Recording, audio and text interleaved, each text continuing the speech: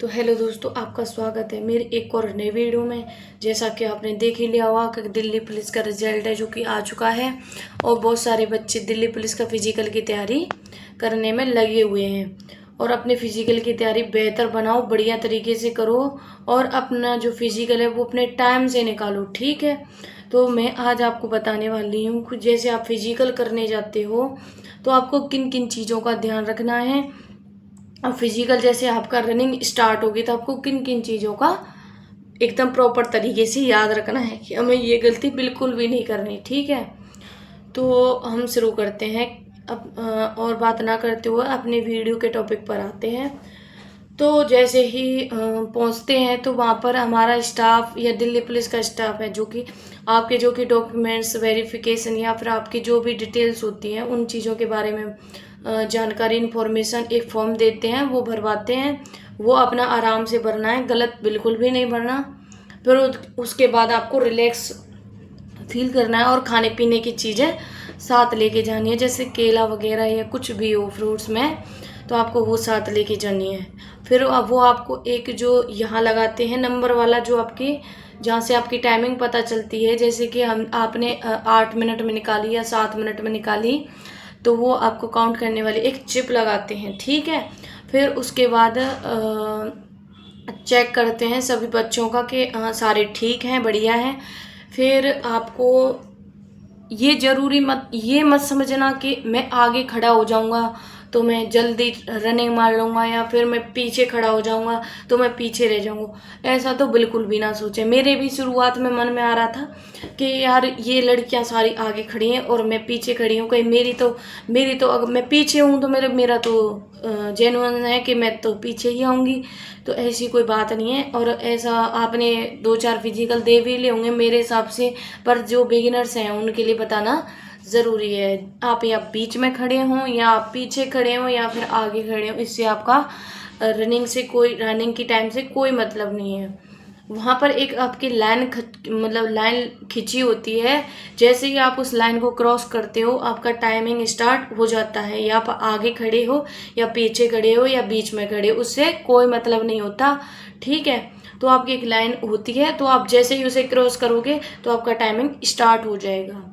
और जैसे ही बहुत सारे बच्चे होते हैं कि जैसे रनिंग स्टार्ट हुई, जैसे रनिंग दौड़ते वक्त तो एक साथ स्पीड बना लेते हैं, मतलब एकदम रैपिड फायर की तरह उड़ने लगते हैं कि नहीं अब हमें एक ही राउंड, जैसे वो ये सोचते हैं कि जैसे हमने पहला राउंड दिया है तो हमारा दूसरा राउंड भी सेम इसी कंडीशन में होगा। बिल्कुल नहीं, ये गलती तो बिल्कुल भी ना करें। ये गलती तो बिल्कुल भी ना करें कि आप मतलब रनिंग स्टार्ट होते ही मतलब रैपिड फायर की तरह उड़ जाओ, नहीं, ऐसा बिल्कुल नहीं करना आपको, ठीक है। बहुत सारे बच्चे होंगे, उन्हें देखकर बिल्कुल भी ऐसा नहीं कि वो बच्चा दौड़ रहा है तो मैं भी दौड़ूंगा, नहीं, बिल्कुल नहीं। वो दौड़ता है, दौड़ने दो, ठीक है। आपको अपना ध्यान रखना है।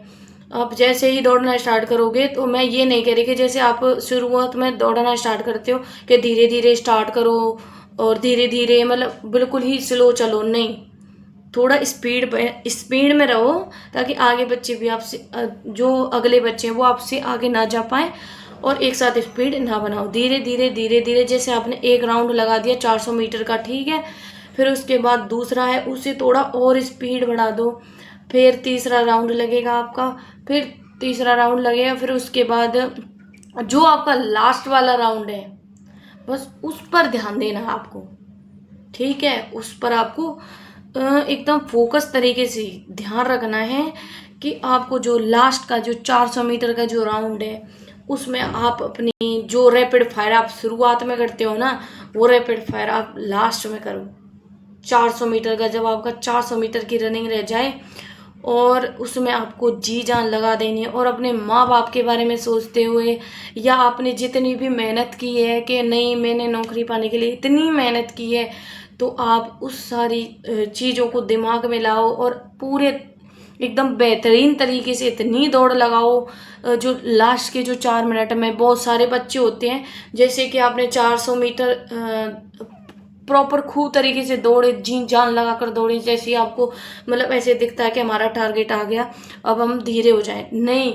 बहुत बच्चे गलती करते हैं, वहीं थोड़े मतलब जैसे उन्हें अपना टारगेट दिखा तो वो वहीं रुक जाते हैं, धीरे धीरे चलने लग जाते हैं कि अब तो हमारी रनिंग हो गई, तो अब हमें कोई रोकने वाला नहीं है। ठीक है, तो ऐसा बिल्कुल भी ना सोचें। जब तक आपकी रनिंग कंप्लीट ना हो जाए तब तक आपको रुकना नहीं है। मैं तो ये कहती हूँ आपको इतनी फास्ट रनिंग करनी है। आप रनिंग जहाँ से आप दौड़े थे वो लाइन क्रॉस करने के बाद भले आप पड़ जाओ, आप बाद में रिलैक्स हो जाओगे। जैसे कि मैंने इतनी मतलब जो लास्ट का 400 मीटर था, मैंने पूरी अपनी जी जान लगा दी थी, पर मेरे को ऐसा लग रहा था कि मैं रुक जाऊं, पर नहीं। अपने सपनों को पूरा करने के लिए रुकना नहीं है, दौड़ना है आपको। ठीक है, तो मैंने क्या किया था कि मैं जैसे ही उस जैसे लाइन लगी होती है, मैंने रनिंग की तो मैं एकदम पड़ गई, एकदम बेहोश तरीके से। जो बच्चे रनिंग करते हैं उन्हें पता होता है कि हमारे रनिंग करने के बाद बॉडी कैसी कंडीशन में आ जाती है। तो मैं तो पड़ गई, तो मुझे तो पुलिस वाले जो लेडीज स्टाफ था वो ही उठा के ले गई। तो आपको भले ही बाद में वो उठा ले जाए, कोई बात नहीं।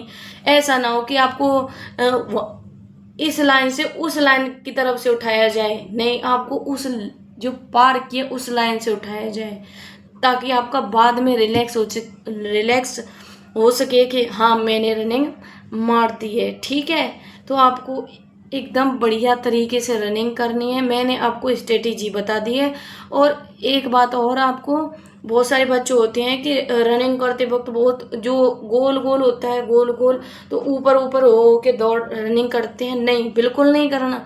जो रनिंग करते हो ना, तो जैसे आपका गोल चक्कर बना होता है, तो उसके नज़दीक नज़दीक नज़दीक दौड़ना है, नज़दीक बिल्कुल, ना कि दूर दूर दूर। आप दूर दूर दौड़ोगे तो आपकी जो डिस्टेंस है वो बढ़ेगा। ठीक है, तो आपको पास पास पास पास दौड़ना है, जिससे आपको रनिंग करने में भी टाइम कम लगे और आपकी रनिंग निकल सके। फिर उसके बाद ये तो हुई आपकी रनिंग की बात। ठीक है, फिर हम बात करते हैं, जैसे आपकी रनिंग कंप्लीट होगी तो आपको 5-7 मिनट का ब्रेक मिलेगा, ताकि आप रिलैक्स हो सके और आप अगली एक्टिविटी के लिए तैयार हो सको। तो फिर उसके बाद आपसे साइन वगैरह करवाएंगे कि हाँ आपने 8 मिनट की जो भाई रनिंग थी वो कर ली, और आपको एक संतुष्टि मिलती है और आप अगली एक्टिविटी के लिए भी मतलब एक्साइटमेंट होते हो कि हाँ भाई अब वो भी हो जाएगी, जैसे हमारी रनिंग होगी तो अब वो भी हो जाएगी। ठीक है, तो फिर उसके बाद आपको हाई जंप करवाते हैं। हाई जंप तो बाद में, सॉरी, लॉन्ग जंप करवाते हैं। ठीक है, तो आपको लॉन्ग जंप में तीन चांस मिलते हैं। आप फर्स्ट चांस में अगर रह जाते हो तो फिर आपको सेकंड चांस मिलता है, सेकंड नहीं मिलता तो आपको थर्ड मिलता है। तो आपको 3 चांस मिलते हैं। फिर उसके बाद एक एक करके बहुत सारे बच्चे होते हैं कि नहीं मैं तो पीछे ही रहूँगा, ये सारे कर लेंगे तभी होगा। मेरे भी मन में यही था, बट ऐसी कोई बात नहीं है। अगर आप जब करना चाहोगे, जब आपके दिल में है कि नहीं मेरे को अभी करनी है, तो आप तभी करना। ठीक है, तो जैसे आप रनिंग, और बहुत सारे ऐसे नहीं है कि इतना ऊंचा फट्टा लगा होता है कि उससे कूद के आप उधर पहुंच जाओगे, नहीं, एकदम फ्लैट होता है, उससे आपको कूद के आपको आपकी 10 फुट, जो लड़कियां वो 10 फुट और जो लड़के वो 14 फुट, तो आपको सीधे वहीं करना होता है। तो फर्स्ट आपको फर्स्ट चांस मिलेगा, सेकंड चांस मिलेगा। हमारे टाइम में तो बहुत सारी लड़कियां थी जिन्होंने लास्ट चांस में लॉन्ग जंप क्लियर किया था। ठीक है, फिर आपकी long jump high jump, long jump आपकी क्लियर हो जाएगी। और फिर उसके बाद फिर आपको भी 10 नहीं तो 10 मिनट का आराम से ब्रेक मिलता है, ताकि आप अगली एक्टिविटीज़ के लिए तैयार हो उसको। फिर उसके बाद आपको करवाते हैं हाई जंप, जो कि एक नॉर्मल है। अगर किसी बच्चे ने तैयारी की होगी तो वो तो फर्स्ट चांस में ही निकाल देगा। मैंने तो फर्स्ट चांस में ही निकाल दिया था, तो ये कोई बड़ी बात नहीं है। पर बहुत सारी बच्चियाँ थी जो कि रह गई बेचारी।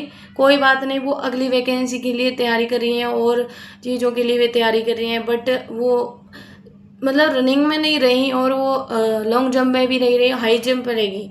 तो हाई जंप में आप अपना बढ़िया तैयारी करना, ताकि आप पहले ही चांस में निकाल सको। फिर उसके बाद जैसे ही आपका हाई जंप कंप्लीट हो जाएगा, फिर आपको आपकी हाइट वगैरह, हाइट चेक होगी, वेट वेट तो शायद होता है पर उससे कोई फ़र्क नहीं पड़ता कि आपका हाइट के अकॉर्डिंग आपका वेट होना चाहिए, ऐसी कोई बात नहीं है। फिर आपकी हाइट चेक होगी। हमारी तो 2-3 लड़कियां निकली थी तो बहुत दुख हुआ था, बट उन्होंने सारी चीज़ें कर दी, long jump, high jump, running, और फिर जब लास्ट में हाइट में निकलती हैं तो बहुत दुख होता है। तो फिर उसके बाद आपकी जो कि हाइट है, जो कि लड़कियों की 1,57 होनी चाहिए और लड़कों की 1,70 सेंटीमीटर होनी चाहिए, ठीक है। और जो कि कैटेगरी वाइज हाइट में छूट मिलती है। तो फिर उसके बाद आपकी हाइट होगी, फिर उसके बाद थोड़ी देर आपको इंतज़ार करवाएंगे, फिर उसके बाद आपका क्या होगा, फिर आपके डॉक्यूमेंट वेरिफिकेशन होगा कि, और तभी डॉक्यूमेंट वेरिफिकेशन आपको सभी, जैसे कि आपको कास्ट सर्टिफिकेट, आधार कार्ड, आईडी प्रूफ या photo size passport size photo, और जो लड़के हैं उन्हें ड्राइविंग लाइसेंस, और किसी बच्चे या बच्चे ने एनसीसी या किसी भी स्पोर्ट्स कोटे से कुछ भी कर रखा हो तो वो अपना सर्टिफिकेट, और जो पहले से ही गवर्नमेंट डिपार्टमेंट में नौकरी कर रहे हैं तो वो अपना एनओसी सर्टिफिकेट ज़रूर लेके आए। एनओसी मतलब नंबर ऑब्जेक्शन सर्टिफिकेट, ठीक है, वो आपको लेके आना है। बिल्कुल ध्यान, एकदम मतलब प्रॉपर ध्यान रखना है, डॉक्यूमेंट्स का तो प्रॉपर ध्यान रखना है। और अपने जो कास्ट सर्टिफिकेट है, बहुत सारे बच्चे होते हैं कि ईडब्ल्यूएस का या फिर किसी भी कैटेगरी का, जिस कैटेगरी से उन्होंने फॉर्म भरा है वो कास्ट सर्टिफिकेट नहीं बनवाते हैं या फिर भूल जाते हैं घर पर ही, तो फिर उन्हें जनरल कैटेगरी में काउंट कर लिया जाता है। तो आप अपनी गलती बिल्कुल भी ना करें, आप पहले से ही तैयारी करके चलें कि आपसे कोई गलती भी ना हो, तो ठीक है। तो आपको डॉक्यूमेंट में भी कोई कमी नहीं होगी, ठीक है। फिर उसके बाद हमारा डॉक्यूमेंट वेरिफिकेशन हुआ, आपके ओरिजिनल डॉक्यूमेंट्स आपके चेक हो जाएंगे। फिर उसके बाद यही सारी, फिर आपका जो भी कुछ होगा, फिर तो आपका जो भी होगा फिर मेडिकल में ही होगा। और मैं मेडिकल की एक वीडियो बना दूंगी कि मेडिकल में और क्या क्या होता है, और मैंने मेडिकल के ऊपर एक वीडियो बना रखी है, तो आप मेरे ये चैनल पर जाकर उस वीडियो को देख सकते हैं। तो आज के वीडियो में सिर्फ इतना ही, और मिलते हैं आपसे अगले वीडियो में। अगर आपको मेरा वीडियो अच्छा लगा हो, मददगार साबित हुआ हो, तो आप मेरे वीडियो को लाइक, सब्सक्राइब, शेयर, कमेंट ज़रूर करें। और अगला टॉपिक किस टॉपिक पर चाहिए कमेंट में ज़रूर बताएं। तो तब तक के लिए जय हिंद, जय भारत।